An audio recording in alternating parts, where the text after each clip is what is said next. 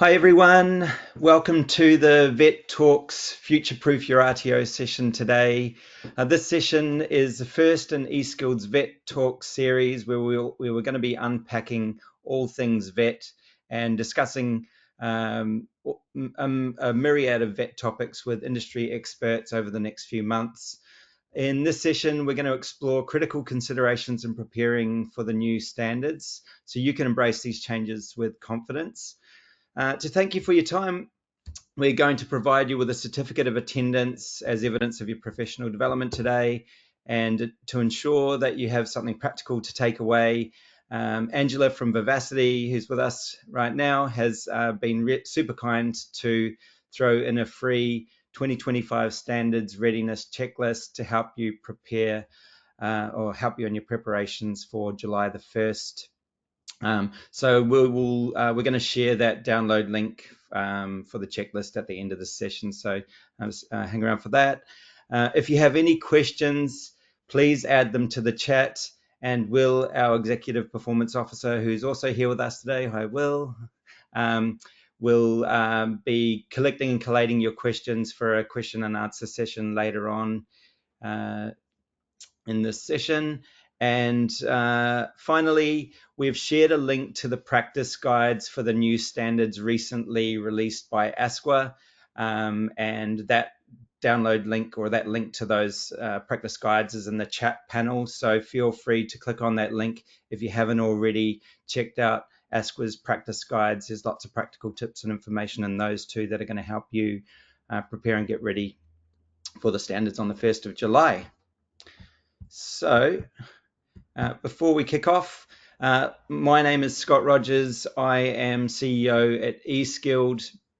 A little bit about myself. I've been in the vet sector for about 15 years and had extensive experience across as CEO of 3 different RTOs, Training Resources Group CEO, and today I'm here speaking in my capacity as CEO of eSkilled RTO Software. And I'll hand you over to Angela to tell you a little bit about herself. And Angela from Vivacity. Thank you, Scott. Hi, so my name is Angela Connell-Richards. I'm the CEO and founder of Vivacity Coaching and Consulting, and we're now in our 16th year helping registered training organisations to get compliant, save time and save money.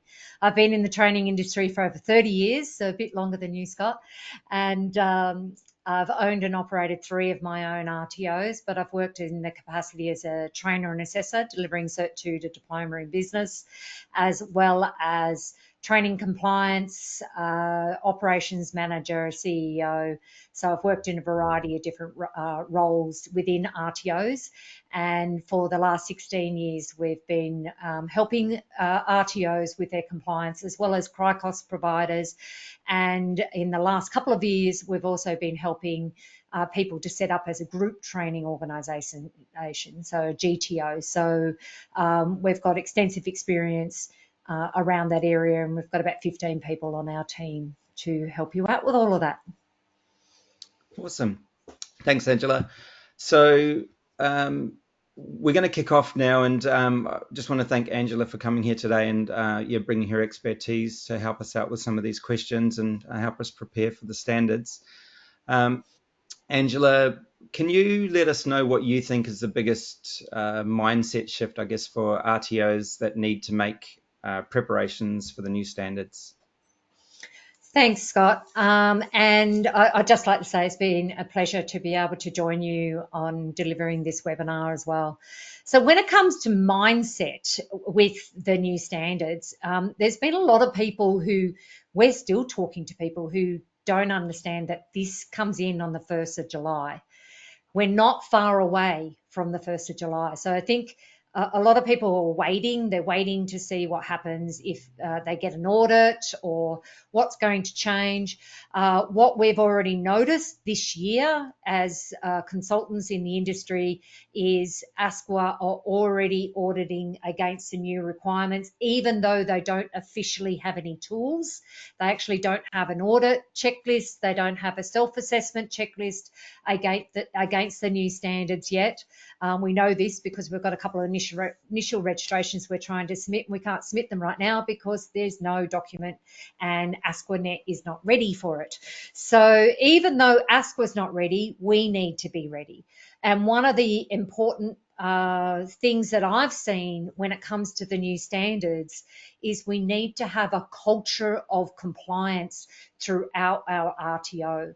And that culture should include a major part, which is the biggest difference in these standards, is risk management, continuous improvement, and accountability within your leadership team. So I think that would be, in a nutshell, what I would say is the biggest shift. Awesome, thanks for that. And so let's jump in and unpack things a little bit. Before we kick off, I wanted to just, I guess, take a bit of a look backwards at the current sort of status of affairs in compliance and VET. And in preparations for the session, I was looking back through some of ASQA's audit reports and just looking at how RTOs are tracking in terms of performance assessments, audits, whatever you want to call them, and how what does compliance look like currently. And when I looked at the 2023 reports, I found some pretty shocking stats. So of the 379 performance assessments in 23 to 24, 60% of the RTOs were non-compliant. Of those 229 RTOs that were non-compliant, 134 managed to get back to compliance. But a shocking 25% of that 379 RTOs audited basically didn't make it through. They were either closed or faced serious regulatory action. So I found that pretty shocking. And when I looked at ASQA's first half of year report for this year, the stats have actually got worse. So 175 performance assessments, instead of 60% non-compliance across RTOs, 80% of non-compliant RTOs were non-compliant at audit or on a performance assessment. And of those, 38%, there were 38% closures. So if anything, things have got worse. And Angela and I were talking about this earlier, and I think Angela had some insights to share there on why things may have got a bit more challenging in the last 6 months. Yeah, my thoughts on it. We are currently in an economic environment that is not so buoyant. There's a downturn in government funding. There's also a big switch over with the national government wanting to provide free education through TAFE. So that's put a lot of pressure on RTOs, trying to get more clients or more students, and then also trying to balance that compliance side. So managing that balance between compliance and business, and how do you ensure that you still got students in the door, but whilst also maintaining your compliance. And I think that's one of the major issues, is we're so busy trying to get new students that compliance, unfortunately, is not being a priority. And I've also seen so far this year, I was looking at some stats as well, 80 RTOs have withdrawn their registration so far this year. So there's been a number of RTOs who have felt the pressure and decided that they, in particular with the new standards, don't want to go through all the work of updating to the new standards when they're already struggling. But I've got good news. There is some massive changes in the standards, but there's also a lot that are stayed the same. The main focus is that risk management, and we're going to be talking about that more today. I think you also mentioned that you'd noted that ASQA seems to be already doing performance assessments against the current standards, although the framework's not, currently recognised. Yeah, definitely. We're already experiencing that. In particular, any applications that were submitted even prior to 1 May, they're asking for further evidence now. So if it's initial registration or an addition to scope or re-registration, they're now asking for further evidence. it was a bit like they'd lost everything. So we'd submitted everything on ASQA and like they'd lost all that information because they were asking for the same information again. So fortunately, we had all our files ready and we were able to provide all of those documents. But yes, we certainly are seeing some changes. And the other one that I'd mentioned earlier was assessment validation was not a focus at audit at all. But this year we have found there's been a switch back to ensuring that RTOs are validating their assessment tools.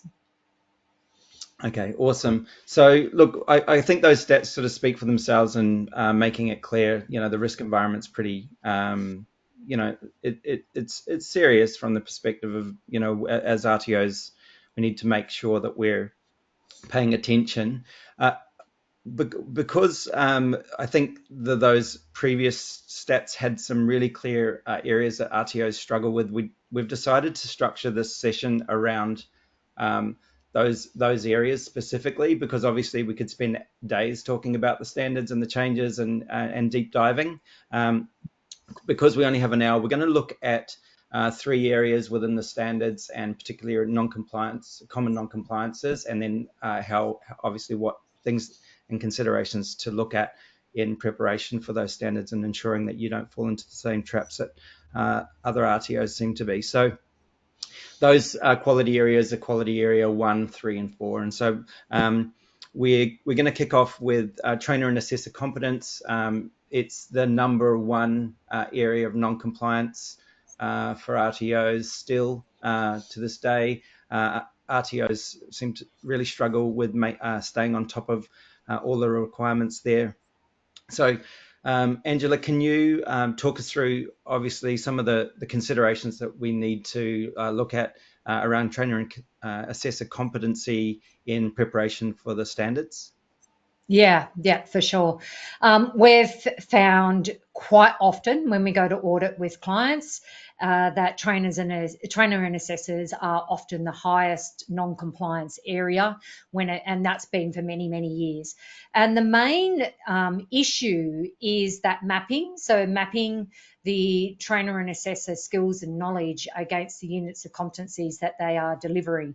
And that includes their currency within the workplace, within the industry, professional development, as well as maintaining their VET skills as well.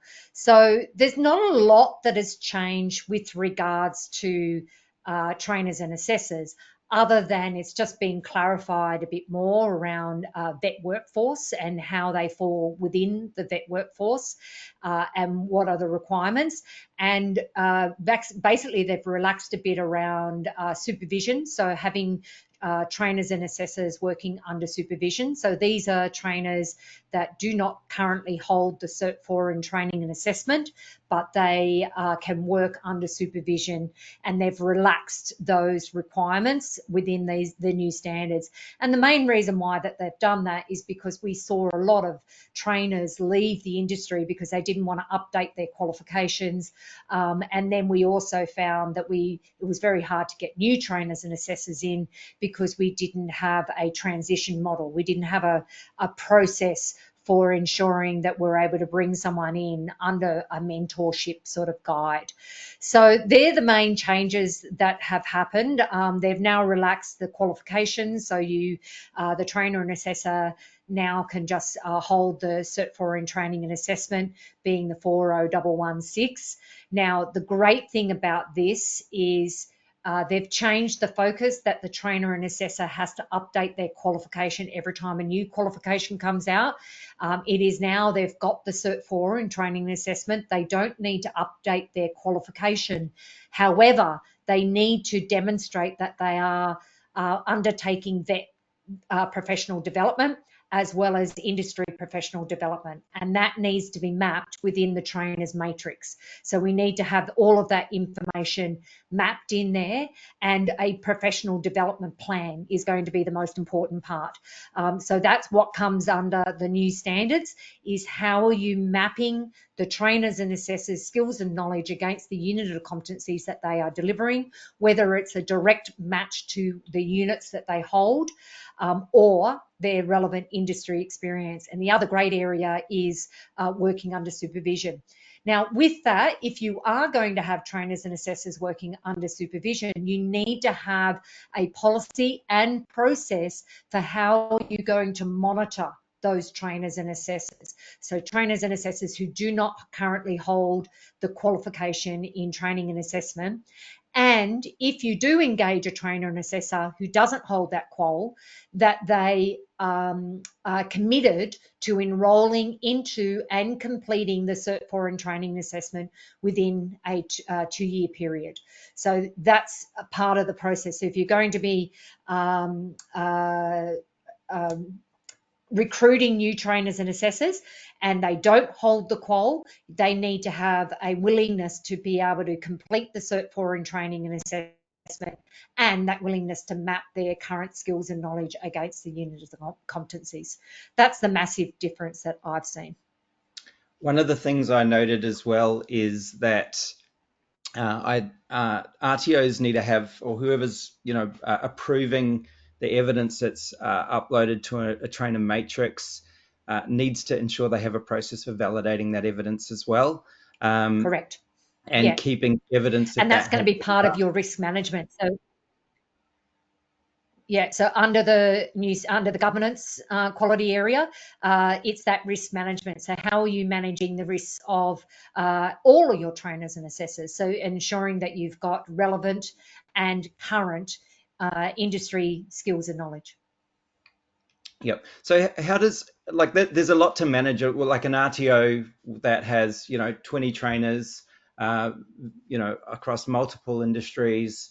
How does an RTO manage that many trainers with that much evidence, where every single unit that they hold has to have professional development, industry currency, and credentials mapped against it? What are the recommendations, not only for collecting and collating that, but how do they ensure that they stay on top of it? Because I think every RTO sets out with good intentions. I think a lot of RTOs have a trainer matrix spreadsheet. It's pretty standard in most organizations, but still, year on year on year on year, 60 to 80% of RTOs are failing in that area. Yeah. My recommendation, and it also falls under the VET workforce requirements under the new standards, is an annual performance review. And part of that annual performance review with your, and it should be all staff, because now the new standards actually require all of your staff within your RTO to have VET professional development. And it's where you are updating, so in particular with trainers and assessors, they're updating their resume, they're updating any qualifications or VET professional development or industry professional development, and in a central register. And that could be through your student management system or a compliance management system, or if you want to go old school, within a spreadsheet. The good thing about an online system is you're able to upload those documents as well, so that you have that evidence there. But it should be like an annual thing that you are doing with all of your trainers and assessors to ensure that they are meeting the requirements. As an RTO, it's your responsibility to ensure that your trainers and assessors do have that currency and do have updated trainers matrices that include all of their professional development. So it's the most simple way I can go is with that annual performance review, but also you could have a system where the trainer can log in and upload all of their PD as they go and have it as a reminder. It might be a monthly reminder. Have you done any PD in the last month? If so, can you provide us some evidence, a certificate, a receipt for that PD that you completed? And the biggest part is the reflection on the PD that they've completed. So it's not just, here's my receipt, here's my certificate. It is, what did I learn and how am I going to apply that within my practices? Yeah, cool. Yeah, and I think, like, if you've got a capable system that can remind you of, currency expiring, or currency evidence against currency expiring, that can send emails or tasks, anything any system that you can implement that is proactive rather than reactive, I think is really important, because you don't want to get to the point where your trainers currency has already run out when you're telling them to get back out into industry and get current again. You want to be on the front foot for that, to ensure you don't enter into that point of non-compliance. Cool. Okay, thanks, Angela. That was really insightful. And jumping across now to the second biggest area of non-compliance, which is assessment practice. Crazy, it's training and assessment. You think we'd be good at assessment, but still, it's RTOs really struggle, particularly in the area of assessing skills. And using the correct practice. Have you got any tips, or understanding in terms of how RTOs can avoid, ongoing non-compliances in the area of assessment? Yeah, for sure. So the main change that I've seen when it comes to training and assessment and the assessment practices, which is Division 2 under Quality Area 1, is the testing of your assessment tools. So they've added that within the clauses that you are testing those.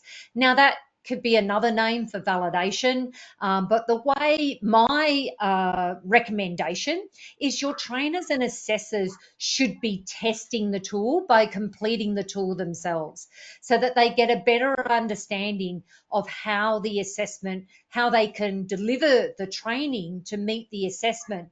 By completing the assessment themselves, they're going to have a good understanding of what are the requirements within that assessment tool and be able to better prepare their students.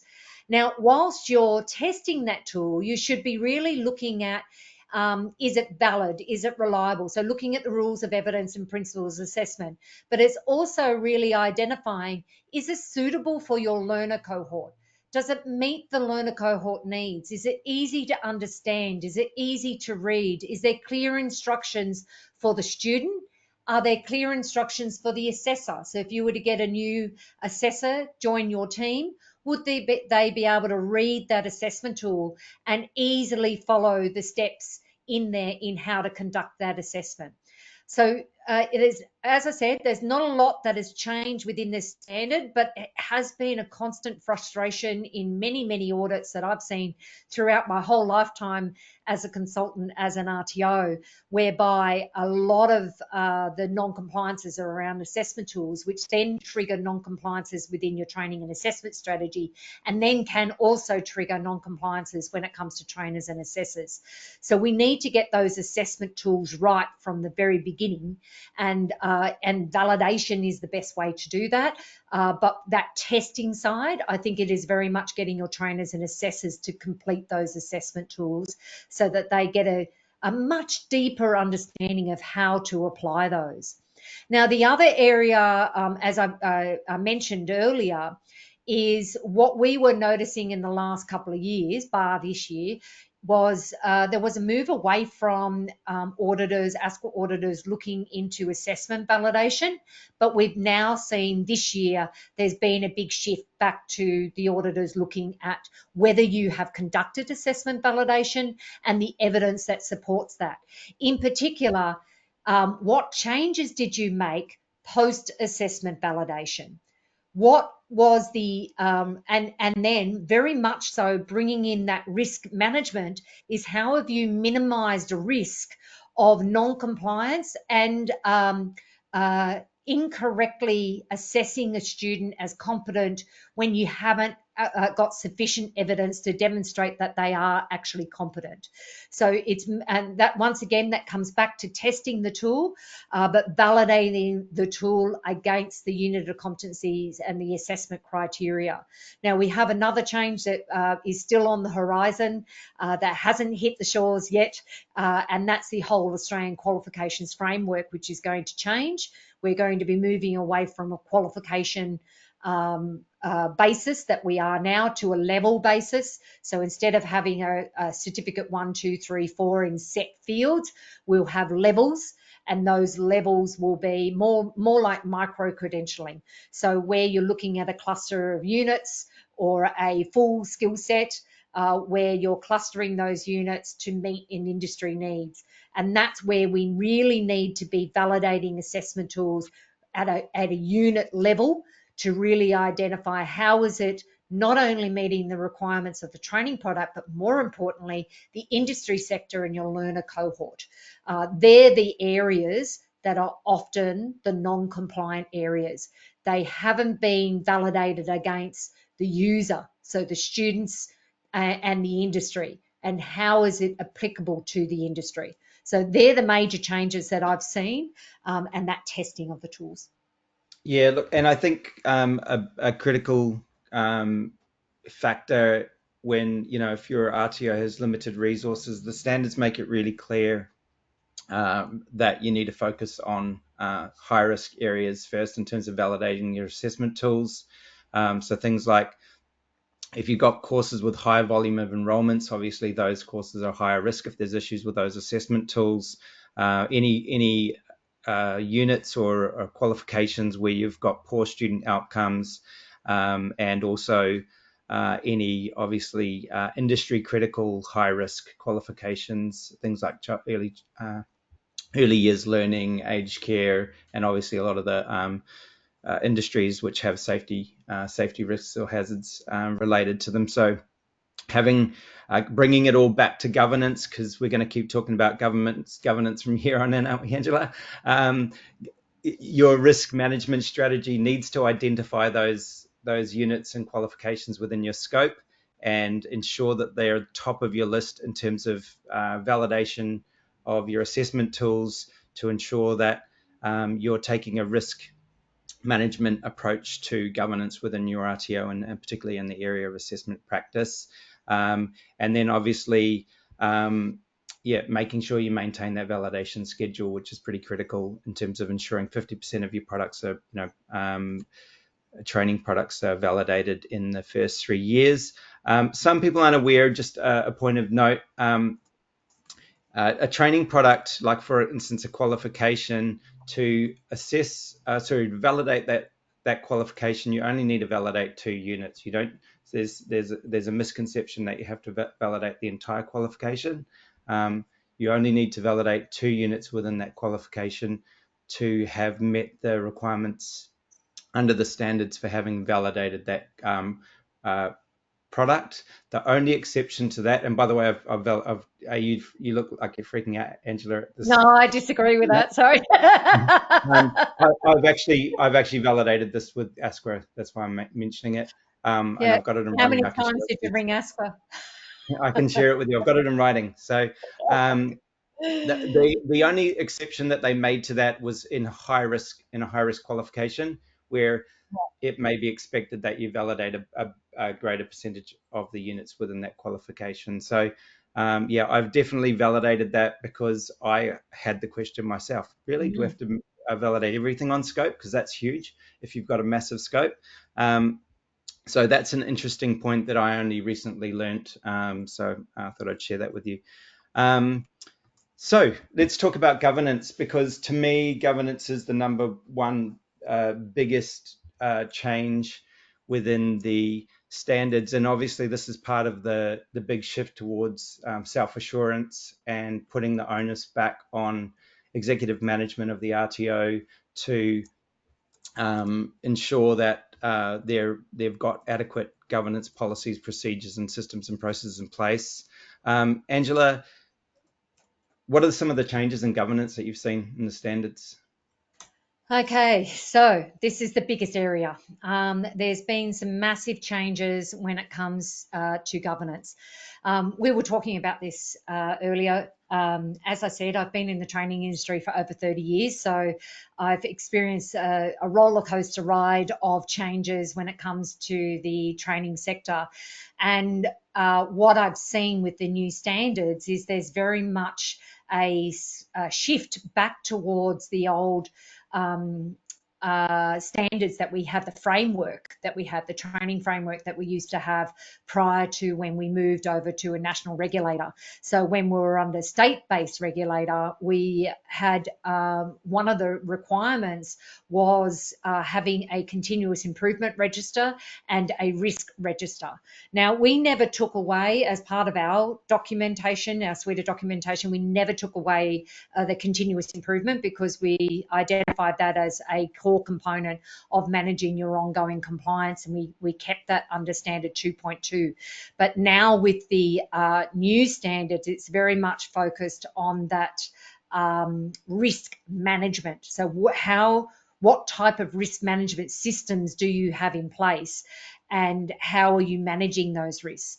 And when it comes to leadership and accountability under the new standards, it is who is accountable for the compliance requirements, not just the compliance across the RTO. We've actually changed all of our documentation. So in the footer of every single document that we provide our clients, it has an accountable person.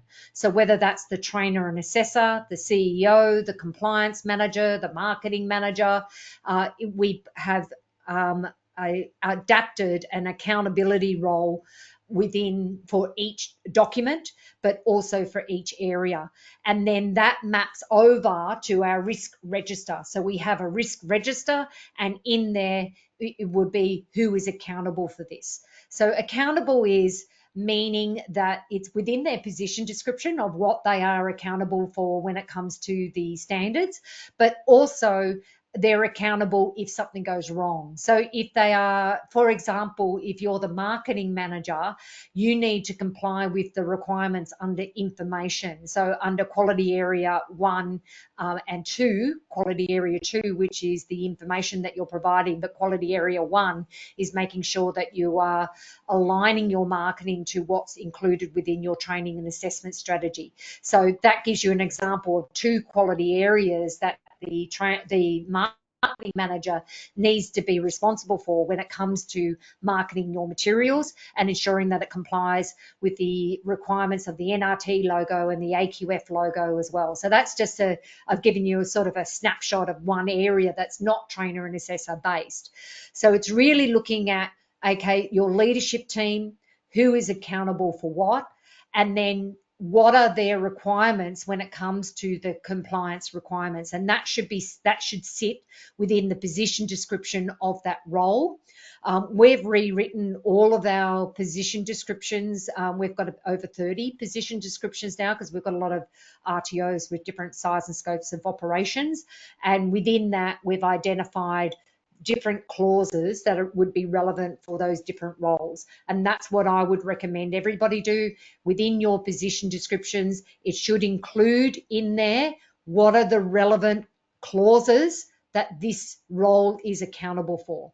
If the role is a training compliance officer and their role is data management, then that should come under a VETness reporting, and also under quality area 4 with your record keeping. So how are they maintaining the record keeping?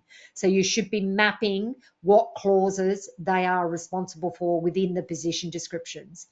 The other thing that we've done a major update to is mapping it all to the award for the post-secondary, which comes under the vet sector award, and making sure that the positions are compliant against that award, as well as the contracts are compliant against that award. And then I was just having a look at some other things. So there's a few things that you'll need to have in place: a continuous improvement register and a process for that. And that's where you give students, admin staff, trainers and assessors and other stakeholders, being industry, an opportunity to provide feedback and opportunity for improvement. And then that should go into your continuous improvement register. You'll need to have a risk register, so where you're rating risks from what is the likelihood, how likely is this going to happen, and what would the impact be on your RTO if it were to occur. So you need to look at potential risks, as well as what are risks that you currently have within your RTO. And those risks should be based on your learner cohort. sorry, Angela. Yeah, I'd add into that, in that register should be evidence of the controls that you have put in place to mitigate Yes. that risk. Yep. And that's, Mitigate this.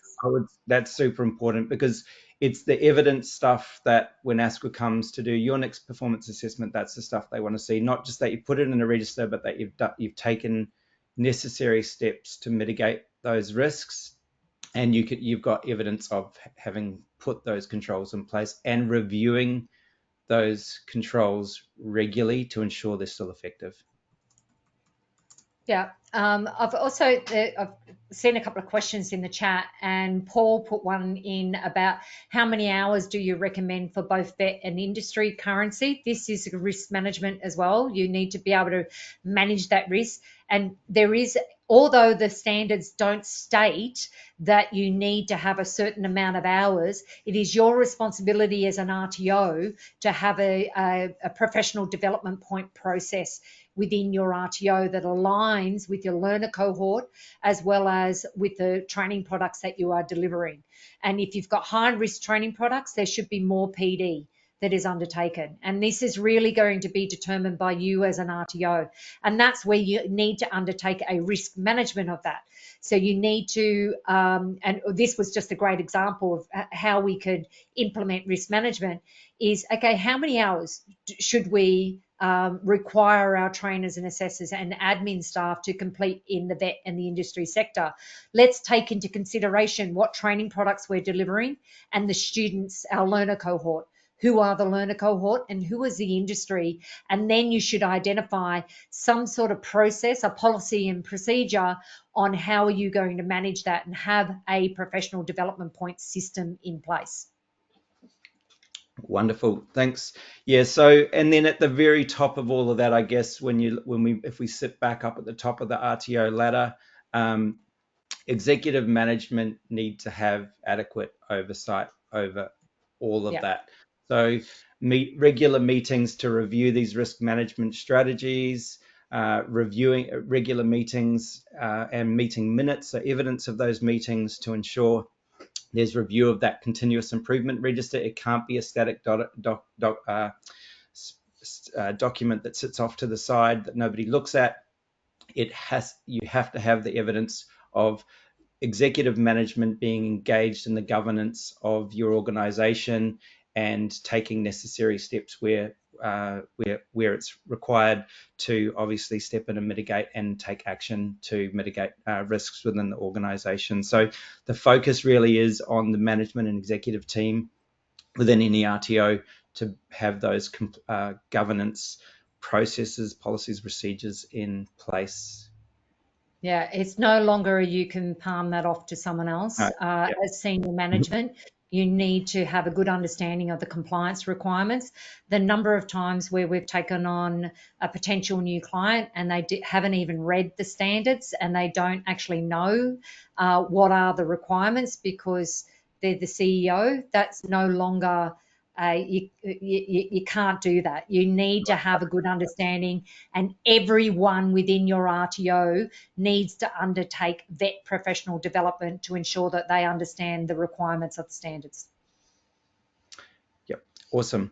Okay, so I'll just touch a little bit more on continuous improvement because that's had a further strengthening under the standards, and we touched on it on the previous slide. But some things to consider there.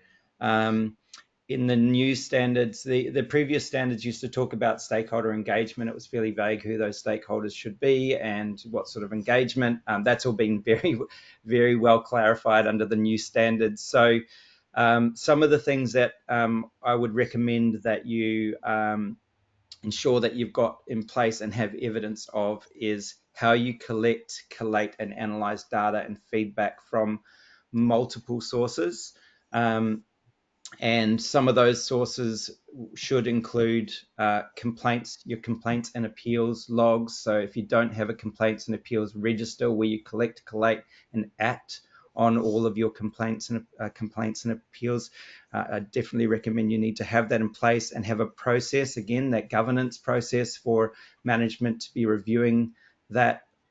and adding any risks from there into your risk register and any improvements into your continuous improvement register. Everything has to flow through from the data source through to your continuous improvement and risk management strategies and be reviewed by your governance. That's really what you're going to hear from us, I guess, when we talk about a lot of these things in governance. You need to be ensuring that you've got processes to collect, collate, and analyze feedback from your students, from your staff. So trainers and what their students say about their training. Employers. So if you work with employers, you should be getting feedback from employers and industry, and ensuring that all of that information is fed back into your industry. Like from employees, I would recommend having an industry engagement register and ensuring all of that information from employers goes into that industry engagement register and then is used. And then you can show how you've taken that information from industry, adapted your learning and assessment strategies or your training and assessment strategies, keep a log of that in your continuous improvement register so you can show the flow through from collecting, collating, analyzing, and implementing those changes within your organization. And ideally, when you update any documents, you update the version and you say what the change was in your version control history, and you point it back to that industry engagement that you made with industry. You have to connect the dots. It's no longer okay just to say you do it when the ASQA's made it really clear under these new standards that you've got to have the evidence. So having that trail is more critical than ever, I think, in terms of the strengthening of governance. If you go through that governance standard and those practice guides, ASQA makes it really clear what they want to see when they come for the next performance assessment. Any other points around governance that you've got to share? Oh yeah, there's some major changes. So just what we've identified that needs to change. So where we used to have separate registers, we've now created one spreadsheet that has all of the registers together and then managing that data. So opportunity for improvement, WHS, complaints and appeals, fit and proper person, industry consultation, third parties, so managing your third parties, materials, so your resources, materials and equipment, your professional development register, your credit transfer register, your RPL register. So there's a lot of different registers now that we'll need to have in place, and they should all be tied to a risk management and quality control. So how we've done it, and I'm not sure whether I didn't get permission for this beforehand. I'd like to show my spreadsheet of how I've created that if anybody's interested in having a look. Have you got screen share? Yep. Permission? Yep. Yeah, go for it. We'd love to see. Okay, so basically this is what we've put together. So we've got, so this is the opportunities for improvement. So you have a register number, the date that it goes in, who's completed it, and then we have pull down menus so you can say what position it is that they're in, the type of opportunity. So we've also got pull down menus for those, if I can get them to work. And then the type of so description of that, was it stakeholder feedback that you received, and what, and then giving it the mechanisms of that data that you collected. So how did you collect that data? Where did it come from? What is the root cause? Then going along to actions that are going to be taken, what priority level, so high, medium or low, the source of the opportunity for improvement, any corrective actions, who is it assigned to, monitoring and evaluation, effectiveness and actions, and then completion. And then, as I said, for all of these registers, we've then got a risk management and quality control. So where it was identified, so then that would tie into your full risk management process, and how are you ensuring that you are managing and mitigating those risks. So it's not just recording it, it's what are you doing to complete each of those. And so we've covered that for each area. So work health and safety, complaints and appeals. New one, fit and proper person. You need to have a register in place of everyone who has completed a fit and proper person form, and then the evidence that supports that. So what type of evidence have you provided, or has that person provided to support that? So whether it is a driver's license or a record of them being part of a committee or within a role somewhere. Then we've got our industry consultation, so a register for that and what training product that relates to. Then your third parties, so who's involved within your third parties, when was the last time the contract was updated, and then making sure that you're uploading that document as well. And then professional development register for, it can be just trainers and assessors, but it can also be for all of your staff. So it's looking at, it could be an advisory board member, it could be a career advisor, it could be a lead assessor. So we've got a range of different roles that could be. When the PD was undertaken, categorise that PD. So was it under training and assessment? Was it under vet PD that they completed that? The mode of delivery, also when it was delivered, the duration. And this is where, so I had that question from Paul with regards to PD points. This is where you can identify what would be suitable PD points for that type of professional development that was undertaken, and then making sure you've got evidence, and then of course risk managing that. So that just gives you an idea. That professional development register, I think, is really important evidence now under the new standards. So one of the big changes in the governance requirements under the new standards is, in the old days, pre-2025 standards, onus was really on trainers and assessors to maintain their professional development.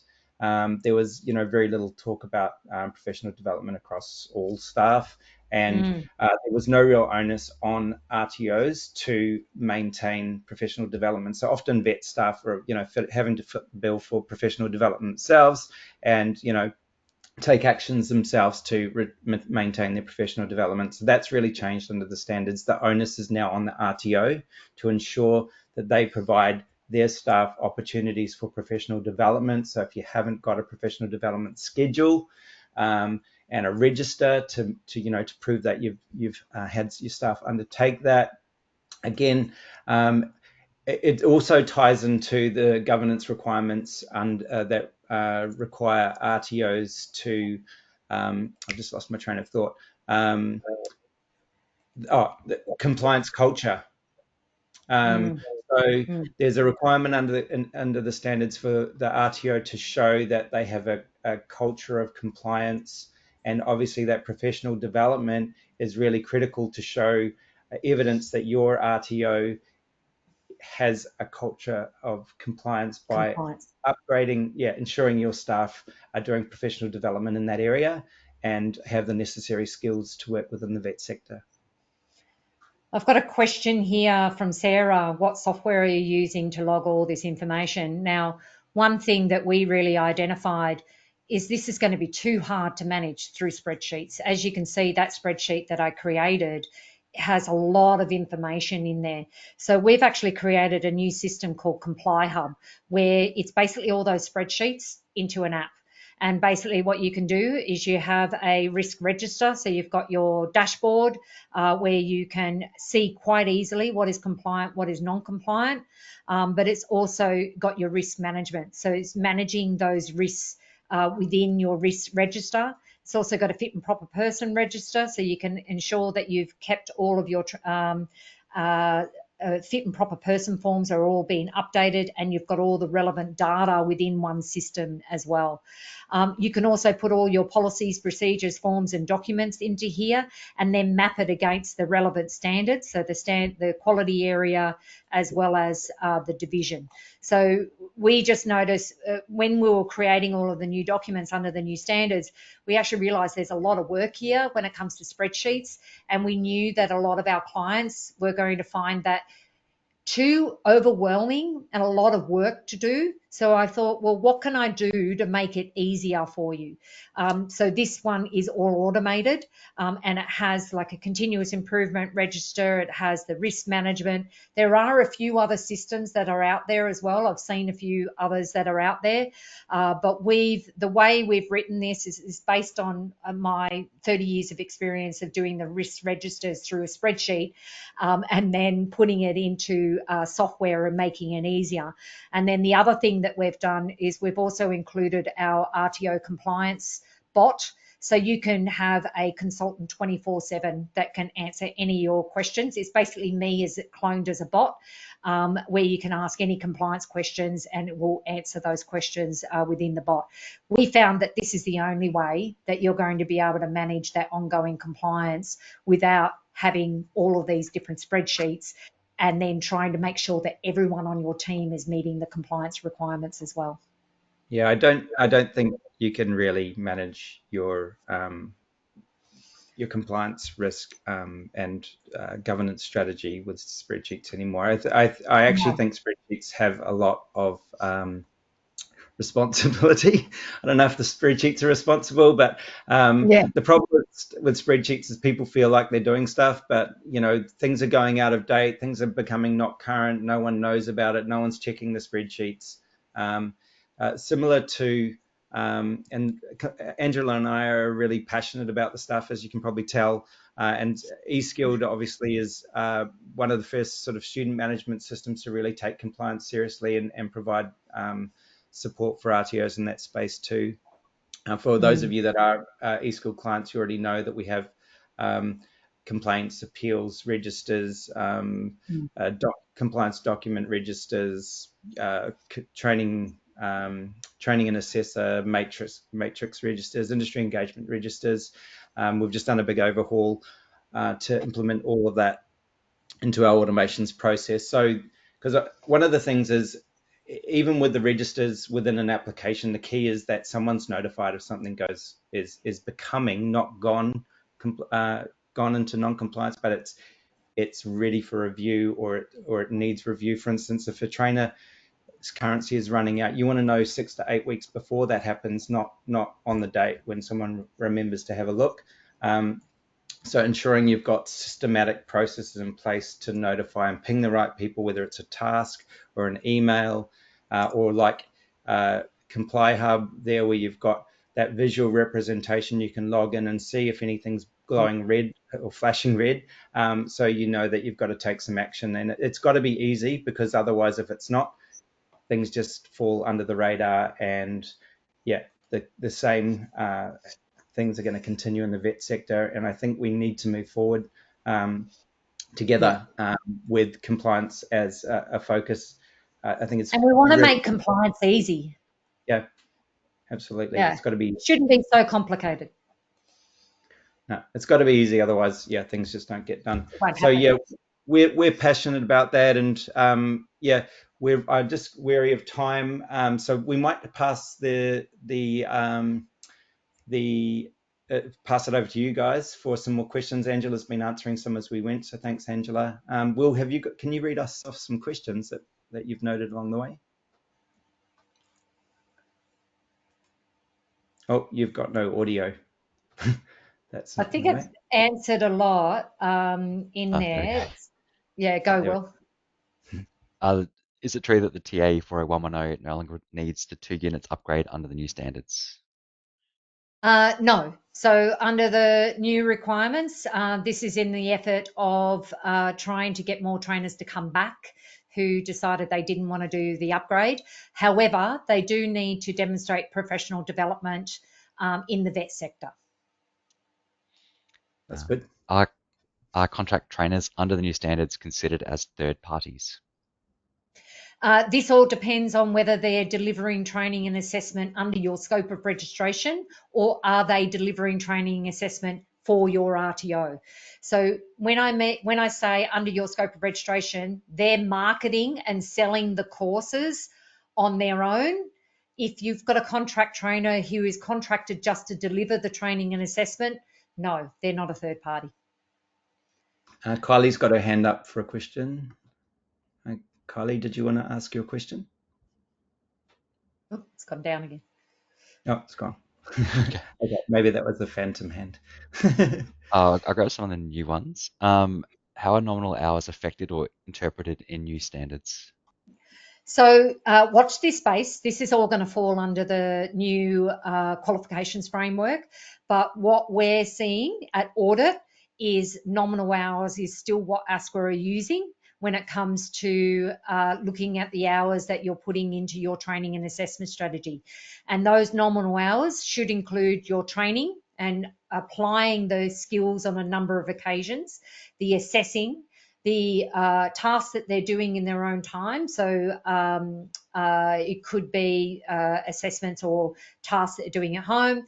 It also includes work placement. So if they're undergoing work placement dependent on the training product. So we are still using the nominal hours, and that's what I would recommend that RTOs do. And watch this space because it will be changing under the new qualifications framework. Woohoo. And James, More changes. Yep. James just asking for clarification between nominal hours or volume of learning. Okay, so there's been a big change, a shift away from volume of learning. So it's more the amount of training. So what we've seen in audit is it's not that focus on volume of learning, it's the amount of times that you are allowing the students to apply the skills on a number of occasions. So that's what amount of training means, is how often are they getting the opportunity to apply those skills. So it's not just learning it. For example, I'll give a hospitality example. They haven't just learnt how to cook a souffle and then they're assessed. It is how many times have they cooked that souffle before they are assessed. All about that practice. Yep. Yeah, and yes, more about their practice, applying the skills. Yep. Got lots of questions now. Lots of questions coming up. Is there a timeline for the AQF changes? 4 years ago, it was 5 years, but I think because of the delay with these standards, it's also been a delay with the AQF. The first version of what we've seen is micro-credentialing and the government funding that was provided under micro-credentialing. So what I'm recommending is build more micro-credential courses. And what that means is putting together units of competencies that meet an industry sector requirements. And the best way I can explain the changes with the Australian Qualifications Framework is where we deliver security licensing. It is different in each state across Australia, but we have one national qualification that does not meet the different state requirements or different industry sector requirements when it comes to security licensing.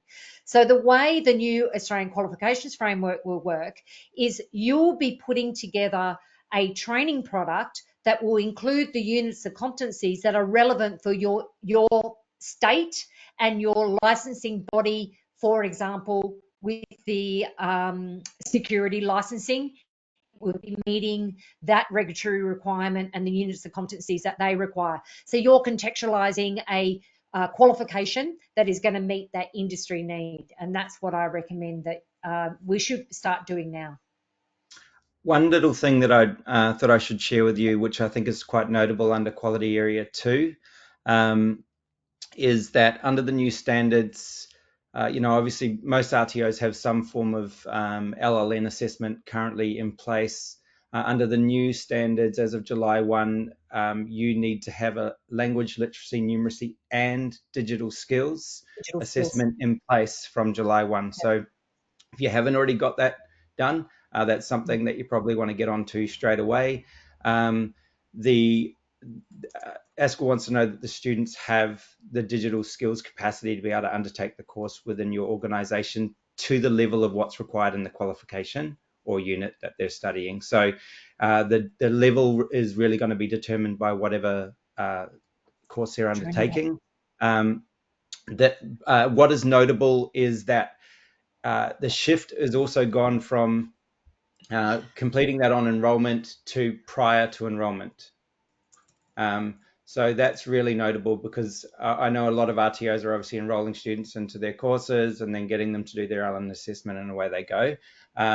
That assessment needs to happen prior to enrollment, so they shouldn't officially not be enrolled in your student management system until they've undertaken that LND assessment and have met the entry level requirements for that course, and you can be sure that they're not going to have any issues. Obviously, on top of that, you need to have your support, your LND support strategies in place to, I guess, assist learners that don't have the necessary skills immediately. Obviously, you're going to be able to have to determine whether you can support that student, or whether you obviously need to refer them to other support services, to improve their L&D skills prior to enrolment. And I think we've just run out of time. Sorry, guys, for anyone that has to run. It's been a great session. Lots to say. But anyway, that's something to think about. It's quite an onerous requirement. So we might wrap up there, because I know a lot of you might have to I'll just quickly add there, because we've got a question around it as well. When it comes to LLND, don't rush out and go buy software to assess that digital skills. It really depends on your training products and what are the requirements of the training products, and whether that student will be required to use digital skills in the workplace or as part of the assessment, and then determine what type of digital skills you may need to add within your assessment prior to the enrolment. Yep. So yeah, we're going to wrap up, guys. I hope you've got some value out of this session. Just some quick things. So if you need assistance, obviously Angela's shared a lot of her knowledge with us, so thanks, Angela. And obviously Vivacity have a myriad of tools and support services that they can help you with in terms of preparing for the standards. So feel free to reach out to Angela if you need any assistance in the lead up. eSkilled, if you haven't seen eSkilled's RTO management software before, we have a lot of the systems already in place to manage a lot of this compliance stuff that we've been talking about today. Sorry about that. My team's just called. I think I've got another meeting.